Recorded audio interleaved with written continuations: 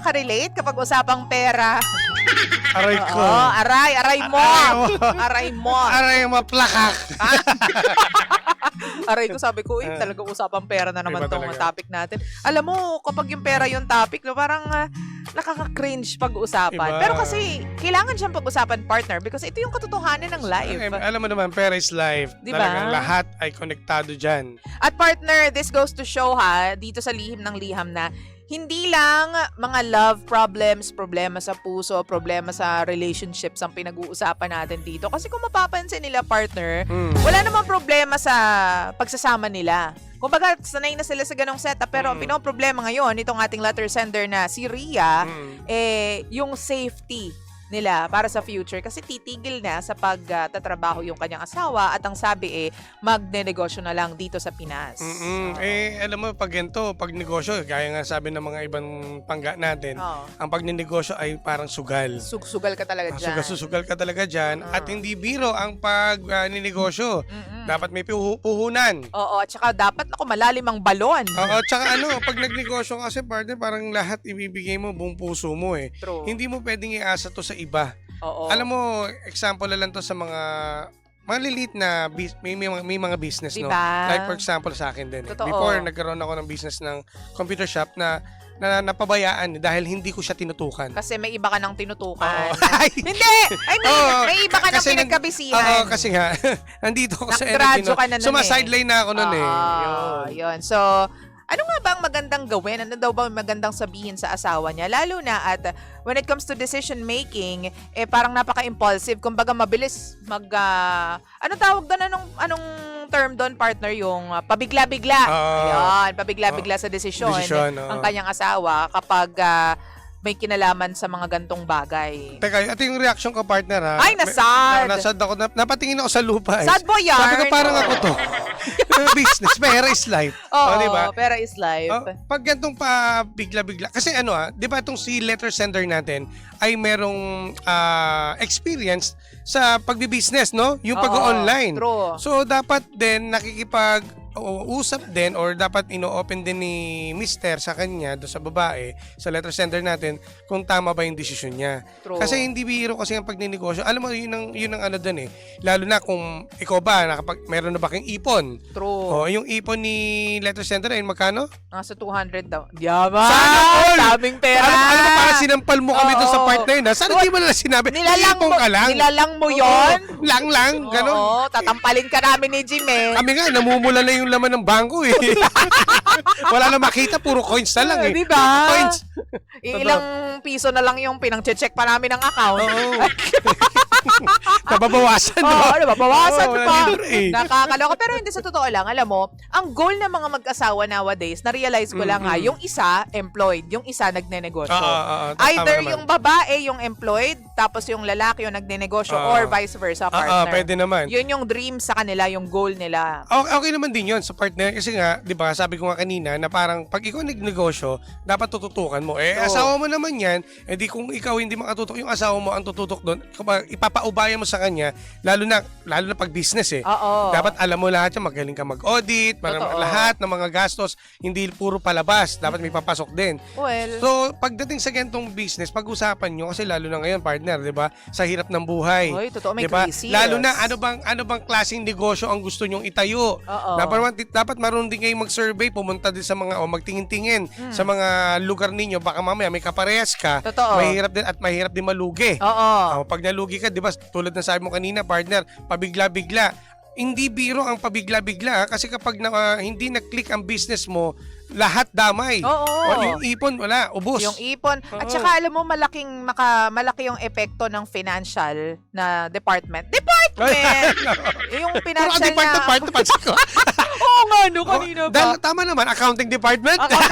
Hindi, malaking bagay yan, yung pera na usapin sa pamilya. Kasi once yan yung nagkulang, stress si nanay. Diba? Kasi syempre, ang mga babae, they're more on security Yes, financial security. Kasi dyan nakarely yung, syempre, yung kaayusan ng pamilya nila. At naman ako, bilib ako dun sa may naipon siyang 200K Yeah, na sinampal tayo. Tama naman na hindi Pautang, dapat galawin yon Oo. for security na rin yon sa pamilya ninyo. Para just in case case may kailangan kayong may nangyari, wag naman sana, o pagkagastusan, may mahuhugot.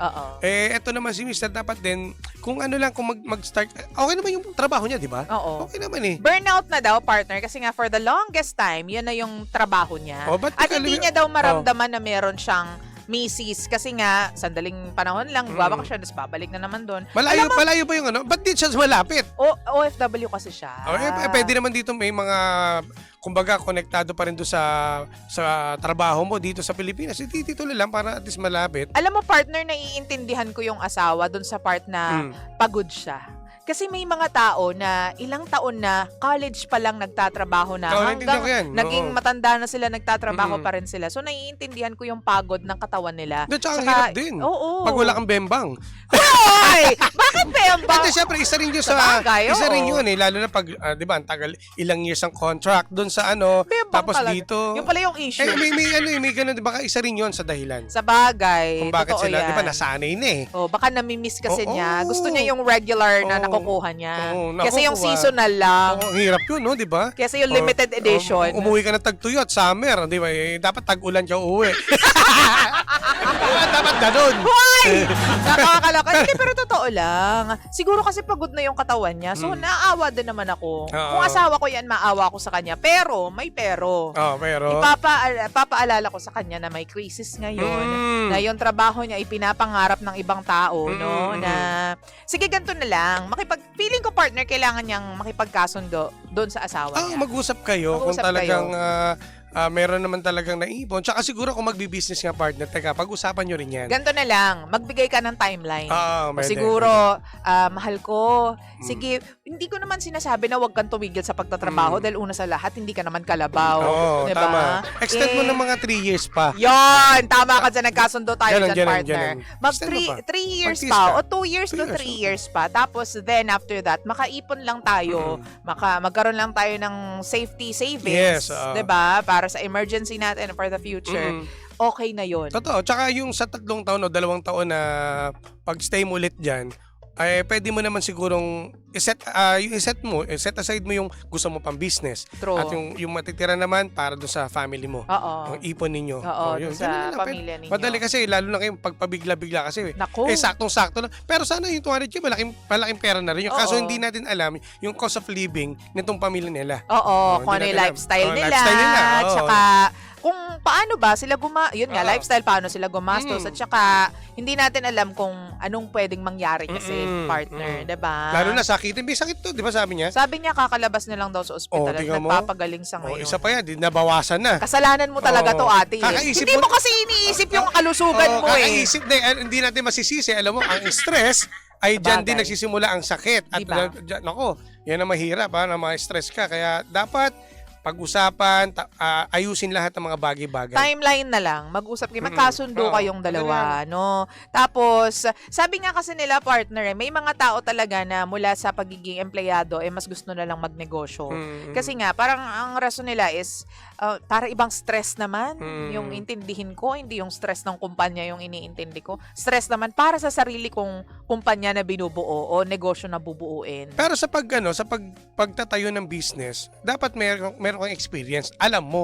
Hindi lang yung naisip mo na, ay, may kapital na ako. Sige, business na agad ako.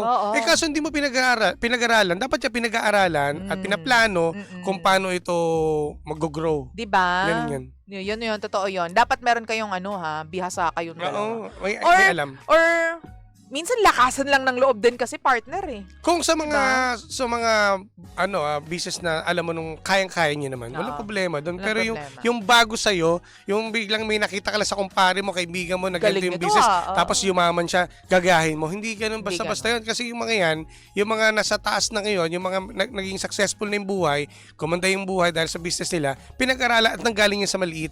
Ang galit na sa hirap. Totoo yan, partner. At ang dami nila din pinagdaanan na problema. Hindi rin biro. So, pag-aralan nyo mabuti para naman yung pera na iniipon ninyong dalawang mag-asawa, lalo na yung papadala ni mister, hindi naman mapunta sa wala. Tama. Kasi baka mamaya, nakapag-resign nga siya, nagnegosyo, nag-flop yung negosyo, maging dahilan pa yan para maghiwalay din kayo. Wag naman sana, no? Pag negosyo lang. Kaya saludo kasi may mga negosyo eh. Hindi lang yung puro... Totoo. Hindi lang puro labas ng labas. Totoo. Masarap din kasi yung pasok ng pasok. Ang sarap. Okay, kasi syempre, nakaipon ka dyan eh. Hindi, yung pasok kasi ng Pera. pera. Labas ka na labas. Masarap naman talaga yung ganong Sarap, feeling. puro pasok na pasok. Ay, nako talaga. Oo. Doon makakaipon ka. And look at you now. Yun na! Hindi, sa totoo lang, no? Again, ang bottom line nito is mag-usap kayong dalawang mag-asawa. Mag-usap at pagplanuhang Pagplanuhang mabuti.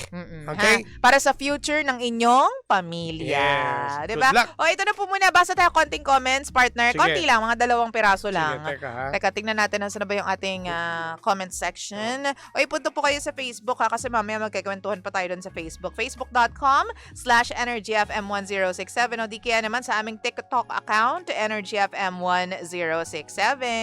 Oh, ito ang sabi, mahahaba to partner. Ikaw na bahala. Oh, ito, Sabi dito. Oh, ito Sino muna. yan? Si Grace. Oh, sabi Sabi ni Grace. Grace. Hello, DJ Lindsay and DJ Jimbo. I think parang na-bore yung asawa niya sa buhay niya. Na parang walang bago kasi paulit-ulit na lang. Hindi na siya nag-e-enjoy, DJ Lindsay and DJ Jimbo. Pero dapat i-encourage mo siya na magtrabaho pa rin para sa future nyo. Sasabihin mo na magtitipid ka na at hindi na tulad ng dati. Pag-usapan nyo na lang po. Ayun, tama. Sabi naman ni Ate Baby kay letter sender, sana unawain mo na lang yung asawa. Or pag-usapan nyo yung sitwasyon nyo. Oo. At sabi pa dito, De La Cruz, Villanueva, let your husband stay dito sa Pilipinas kung matagal na siyang OFW kasi iba pa rin ang pakiramdam na nandito sa sariling bansa kasama ang mga mahal mo sa buhay. Unawain mo na rin na hindi porke nandito hindi yan magtatrabaho. Kailangan niya ng katuwang. Baka naman kasi gusto niyang ma-feel na meron talaga siyang asawa. Hindi lang yung puro trabaho na lang siya. Alam mo, ito, sa totoong buhay, lahat naman ng mga taong nag-abroad ay pinapangarap dito lang talaga sa Pilipinas. Kaso, ang hirap ng buhay dito sa Pilipinas, hindi naman tayo umuunlad. Lalo na kapag ikaw ay nagtatrabaho, napakaganda ng posisyon mo, pero yung sahod mo, normal lang. Oo. Mas mataas pa. Well, makukumpara talaga natin, partner, ang kinikita sa ibang bansa kumpara dito sa Pilipinas. Oo. Iba talaga sa ibang bansa. Iba talaga. Malaki. Lalo na kahit ng mga simpleng trabaho dito, doon mataas ang sahod eh. Oo, totoo. Hindi mo masisisi yung mga tao na kung bakit nag-abroad. O, diba? Minsan yung strawberry picker, apple Yes, picker, oo. magpipitas ka lang ng Oo, mga ay, Diyos kung ko. ano-ano prutas. Ay, Trabaho na yun para sa kanila. Yung May mga bayad nga, na yun. Yung mga utility nga doon sa caregiver pa nga lang eh. O, diba? Dito tayo mga Pinoy, iba tayo mag-alaga eh. Diba? Hanggang sa dulo ng buhay ng ating mahal sa buhay, kasama natin eh. Kaya nga. Doon, di ba, kumikita. Ngayon, tama na. Sige, Kalmahan mo lang sorry. yung Oo nga pala. nag-uusap lang tayo Nag-uusap dito lang eh. tayo, sorry. Oo eh, nagagalit ka agad Hindi eh. pala. Huwag May- kang high blood dyan. Aray ko! Oo, sinasabi May ko online sa'yo. pala tayo. Sige. Oo. Sige na po, babay na po muna sa lahat po ng mga nakatutok po sa radyo. More music po muna tayo. Nakasama niyo po nag-iisang girlfriend mo sa radio. My name is Lindsay. At ang inyong Jimbo Lucis DJ na Jimbo Labog. Ako po si Jimbo. At tayo pa rin po ang number 1, 6.7 Energy FM. Hanggang mong sabihin radyo. Sabihin mo, Energy! DJ Lindsay at DJ Jimbo.